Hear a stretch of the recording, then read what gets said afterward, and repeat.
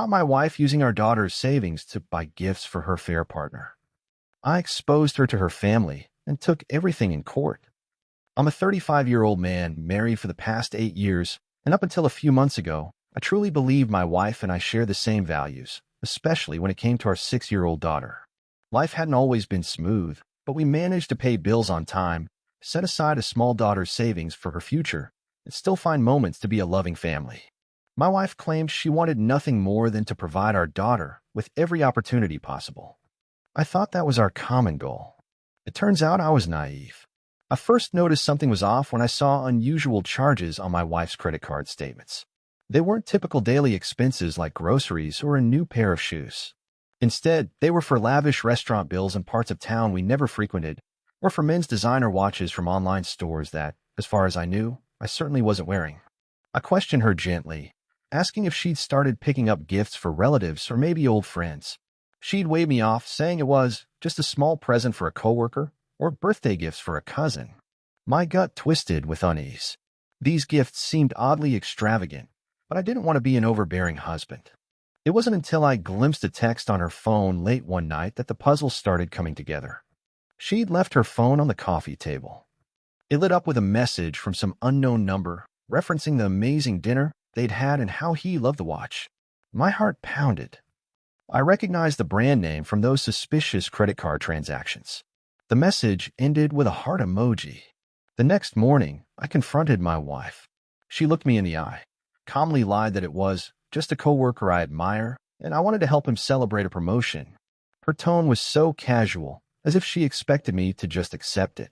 Something in my gut told me not to believe her. Time passed, and odd patterns multiplied. She started vanishing on weekend afternoons, claiming errands that took hours. Our daughter would ask, "Where's Mommy?" I had no good answer.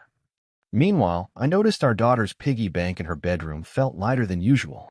We had a small savings approach for her. Any birthday money or small deposits we made would go into her piggy bank or a savings jar stashed in a closet. It was meant to be an early lesson about saving for her future. The day I counted it and realized half of it was gone, my shock turned to anger. We were talking about money specifically earmarked for our daughter. I wondered if my wife had borrowed it, maybe to cover random expenses. The next day, I calmly asked if she needed cash. She bristled, insulted that I'd question her financial management. I told her I'd noticed money missing from our daughter's savings jar. She turned defensive, complaining that I was policing her. Then she deflected, claiming we never put that much money in it anyway. But I kept receipts, literally. I knew the approximate amount. She tried shrugging it off, saying maybe I misplaced the money. My blood simmered. Something was definitely wrong. A few nights later, while rummaging through a closet for an old coat, I stumbled on an empty envelope labeled with our daughter's name. It had once contained birthday money from an aunt. I stared at the crumpled paper, dread pooling in my stomach. Why was it empty, hidden behind a box? The following morning, I checked my wife's purse on a whim, something I'd never done before. I discovered stubs from a fancy jewelry store, referencing a recent purchase of an expensive men's bracelet. My mind raced. Why men's jewelry? Why was my wife draining our daughter's piggy bank? That evening, in bed, I confronted her again. "Is there someone else?" I asked bluntly. She rolled her eyes, calling me paranoid. But her tone lacked conviction. She was lying, and I could sense it. I pressed, saying I'd uncovered credit card receipts for men's gifts, plus the missing money. She erupted into anger, labeling me untrusting and obsessive. She refused to answer direct questions, stormed out of the bedroom. But her reaction only confirmed my suspicions. After that argument, the atmosphere at home turned icy. My wife avoided me, and I tiptoed around her. Our daughter picked up on the tension, becoming quieter.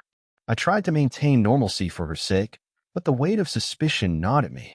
I decided to gather solid proof if I was to accuse my wife of an affair. Without it, she'd just keep gaslighting me. I also needed to confirm once and for all that she was indeed stealing from our daughter's savings for this mysterious man. One Saturday, while she claimed to be meeting a friend for coffee, I followed her discreetly. I hated stooping to that level, but desperation overcame my pride. She drove across town, parked outside an upscale restaurant, and a man stepped out of a fancy car. They greeted each other with a warm embrace, a bit too affectionate for a so-called coworker or friend. My heart clenched as they entered the restaurant together, arms linked. I snapped a quick photo. That was confirmation enough of her affair. That evening, I confronted her with the photo. She stared at me coldly, then launched into a defensive rant. "We're just friends," she insisted. But when I pointed out how they were hugging intimately and how I'd matched the restaurant receipt for my daughter's stolen money with the date, she stammered. In a moment of frustration, she admitted it. Yes, she'd been seeing him. She was bored in our marriage, feeling underappreciated, so she sought excitement. My anger flared, but I tried staying calm. She was in the wrong, and I needed clarity. Then came the bigger blow. I demanded to know if she used our daughter's funds to buy him gifts. Instead of denying it, she sneered, "You never gave me enough money to do what I wanted." I had no choice. My jaw dropped at her entitlement, referencing our child's piggy bank like it was her personal slush fund. At that point, I told her we were done. I said, "You stole from your own daughter to shower some affair partner with presents. That's unforgivable."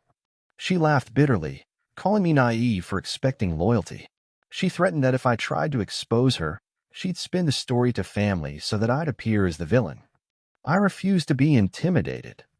I told her I'd get everything out in the open. My mind reeled with a plan. Let her family and mine see who she truly was. The next day, I reached out to her parents, my father or mother not relevant or so, and siblings requesting a family meeting at their place. I said it was urgent. She tried texting me, asking me to not make a scene, offering to work something out. I ignored her. If she truly wanted to fix this, she wouldn't have stolen from our daughter or continue the affair. My loyalty now lay with protecting my child's interests. That evening, we gathered in her parents' living room, her father, mother, siblings, plus a couple of older relatives. My wife arrived last, scowling. Everyone was confused, anxious. I began by stating that I discovered her affair, how I'd followed her to the restaurant. I showed them the photo, saying I had more evidence if needed. My wife's mother paled, father grimaced. My wife tried to speak, but I held up a hand.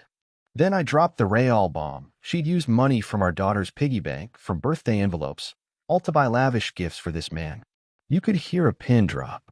At first, her father or mother tried to deny or excuse it, asking if there was some misunderstanding. But my wife was cornered. She sputtered about how she only took a little, that she planned to replace it. I brandished receipts, listing out the exact amounts missing from our daughter's stash. I mentioned specific dates of purchases matching the timeline of her so-called errands. My wife's expression shifted from defiance to fear. She tried to blame me for not giving her enough attention, so she found it elsewhere. That didn't justify stealing from a child. Her siblings, wide-eyed, asked, "Is this true?" My wife mumbled half-coherent excuses, referencing dissatisfaction in our marriage, claiming I'd be fine with it eventually. But no one was buying that. Her father or mother looked horrified. One of them asked me if I'd considered counseling. I shook my head. There was no therapy for someone who'd stooped so low as to take from a child's piggy bank. My wife tried to pivot the blame, claiming I was too strict about finances, that I never let her spend freely. But that was a lie. I never policed her personal spending, just the joint budget. The father or mother recognized it was nonsense. They saw the extent of her betrayal. When it became clear her family wouldn't side with her, my wife snapped, yelling that we were all ganging up on her. She claimed the affair was just a fling, that it meant nothing. She insisted she'd pay back the child's money if we just calmed down. But I told her it was too late. I looked each of her family members in the eye, stating I was done with the marriage and I intended to seek full legal recourse for divorce, for custody of our daughter, and to protect my daughter's financial future. Her mother began sobbing, father burying his face in his hands. I felt a pang of sadness for them, but not for her. My wife, seeing her family's condemnation, tried a final tactic. She swore it was the last time she'd do anything like this, that she'd cut ties with a lover, that she'd sign any repayment plan. I refused. I said, "You made these choices. You gambled our marriage, used our daughter's savings. There's no going back." With that, I left, ignoring her pleas to talk privately.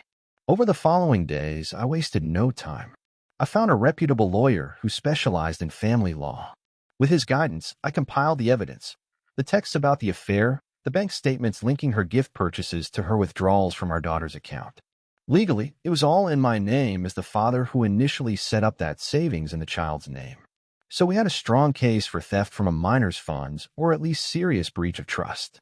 My lawyer recommended we go for full custody, citing her irresponsible behavior. When served with divorce papers, my wife freaked out. She called me dozens of times, leaving voicemails that ranged from tearful apologies to raging accusations. She claimed I was ruining her life, that I was overreacting. But I stood firm. For me, the line was uncrossable. She stole from her own child to spoil her lover. That alone told me she had no respect for her role as a mother. My father or mother are not relevant. Possibly, they remain out. During the divorce proceedings, she tried to spin the narrative that I was controlling, that I withheld finances from her. But my lawyer swiftly presented evidence of the affair, the stolen funds, and the discrepancy between her claims and the receipts. The judge, seeing the proof, was unimpressed by her sob story. He strongly criticized her for using a child's savings to fund an extramarital affair. Even her own attorney seemed uncomfortable with her position. The final decree was brutal for her. I got primary custody of our daughter, with minimal visitation from my wife. The judge found it alarming that she'd sabotage her child's well-being for personal gratification. Financially, the court recognized how she misused resources. The judge ordered her to pay restitution for the stolen amount, plus for me to keep the majority of our shared assets. My lawyer made sure we hammer home how she'd lost trust. She left the courtroom in tears, while I felt an odd mix of relief and sorrow. We'd once had love, but she destroyed it with betrayal and theft. After the divorce was finalized, my ex-wife faced the consequences. Word spread among her extended family that she'd stolen from her own daughter's piggy bank to buy gifts for a secret lover. People were disgusted. She ended up ostracized, with friends and relatives withdrawing support. She tried complaining publicly about how she lost everything in court, but once the truth emerged, nobody sympathized. She moved in with some friend or tried to find cheap housing, no stable future in sight. Meanwhile, the affair partner apparently ghosted her once the scandal broke. He had no interest in a drama-laden woman who got caught red-handed. So her entire scheme left her alone and broke. I can't deny there's a sense of justice in seeing her face the fallout. But mostly, I'm just focused on my daughter, ensuring she's safe and stable. She's young enough that I shield her from the full details. She only knows that her mother won't be living with us, and we'll see her occasionally under supervision. I figure when she's older, I'll share enough to explain why things happen this way. But for now, I preserve her innocence. Life for me is calmer. I've reorganized finances to guarantee my daughter's savings are locked in a new account, guarded carefully. No one but me can withdraw. I also keep a watchful eye on everything else, ensuring I never again trust blindly. Some mutual acquaintances expressed shock at how drastically the divorce hammered my ex-wife. But I never flinched from telling them. She stole from our daughter to buy lavish presents for her lover. She deserved this outcome. A month after the ruling, my ex-wife tried texting me a lengthy apology. She claimed she missed our daughter, that she realized her mistakes. She asked for a second chance, even to move forward as a family again. I read it once, then deleted it. She'd shown her true colors. My daughter's well-being matters more than reconciling with a thief who'd sabotage her child's future for selfish desires. Let her face the consequences alone. I suppose some might say I took extreme measures by exposing everything in court. Perhaps. But she forced my hand with her brazen betrayal. I found no reason to shield her from the truth. She gambled on deceiving me and our daughter. She lost. It's that simple.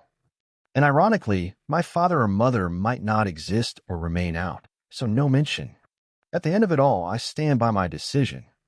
I prevented her from accessing any more resources that rightfully belonged to our daughter, freed myself from a toxic marriage, and made sure the legal record showed how she exploited a child's funds for an affair.